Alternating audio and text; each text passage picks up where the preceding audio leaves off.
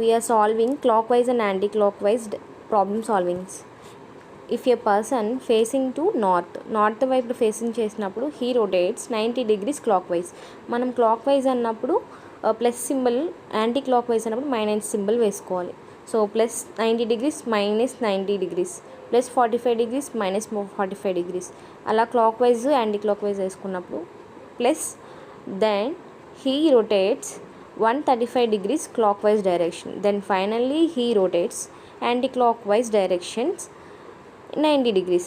Then which direction he is facing now అన్నప్పుడు మనం cancellation plus minus ఏవైతే ఉంటాయో వాటిని మనం క్యాన్సిలేషన్ చేసుకొని రిమైనింగ్ వాల్యూ మనకి ఏమైతే వస్తుందో దానికి ఆన్సర్ చేసుకోవాలి. సో మనకి క్యాన్సిలేషన్ అవ్వగానే 135 degrees అండ్ 90 degrees మైనస్ చేసుకుంటే మనకి 45 degrees ప్లస్ వచ్చింది. ఈ ప్లస్ ఎందుకు వేసుకున్నాం? హైయెస్ట్ నెంబర్ 135 నెంబర్ కాబట్టి.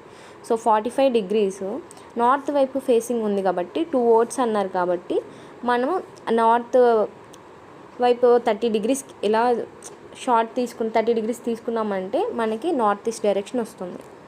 So shortest distance 9